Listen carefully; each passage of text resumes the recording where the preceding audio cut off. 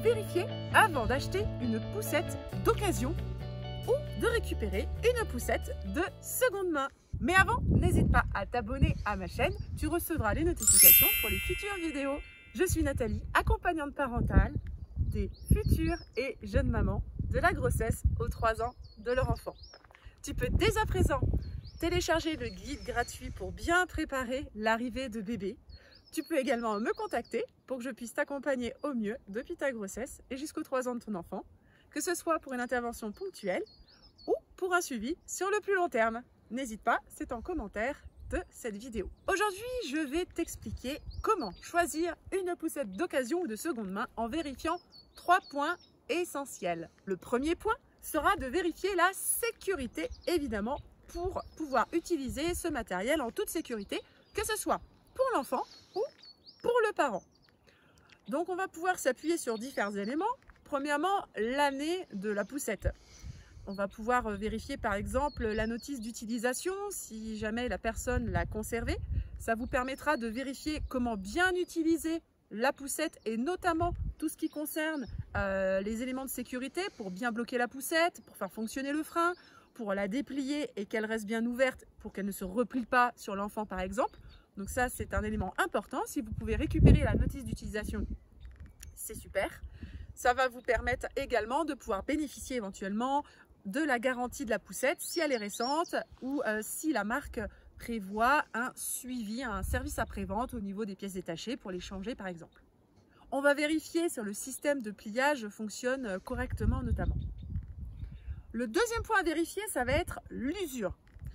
Et oui, forcément, cette poussette a déjà servi, donc elle peut présenter des signes d'usure, que ce soit au niveau des pneus.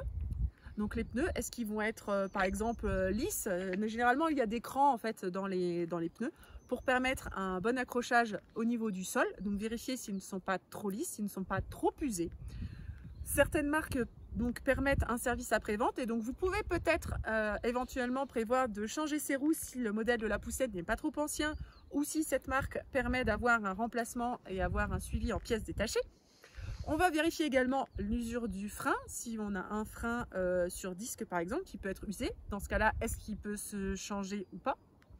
Également l'usure des tissus. Est-ce que ces tissus sont usés au niveau du frottement? Est-ce qu'il y a des trous éventuellement? Si ces tissus sont très usés, ça pourrait remettre aussi en question la sécurité du produit. Si la nacelle se déchire par exemple, ça serait sacrément ennuyeux. Également au niveau des sangles qui permettent d'attacher l'enfant. Est-ce qu'elles ne sont pas usées? Est-ce qu'elles ne risquent pas de se casser tout simplement? Puisque l'enfant doit être attaché dans sa poussette pour éviter qu'il ne tombe, hein, tout simplement. Le troisième point, ce sera de faire un test d'essai, bien sûr, avant d'acheter ou d'accepter cette donation si c'est un matériel qu'on vous donne.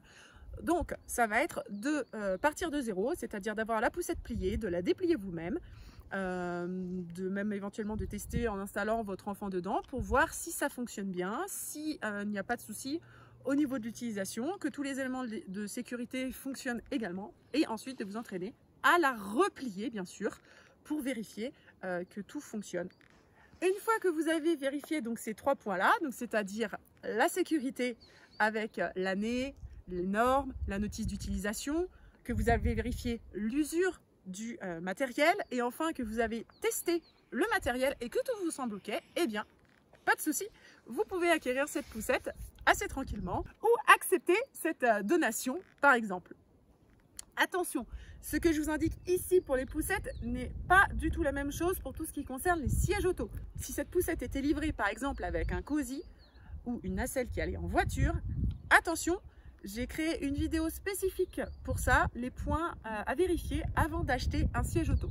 Pour vous aider dans le choix de votre poussette, j'ai également créé une autre vidéo totalement destinée à comment choisir une poussette qui vous expliquera quels sont les points à prendre en compte avant de jeter votre dévolu sur un modèle de poussette particulier.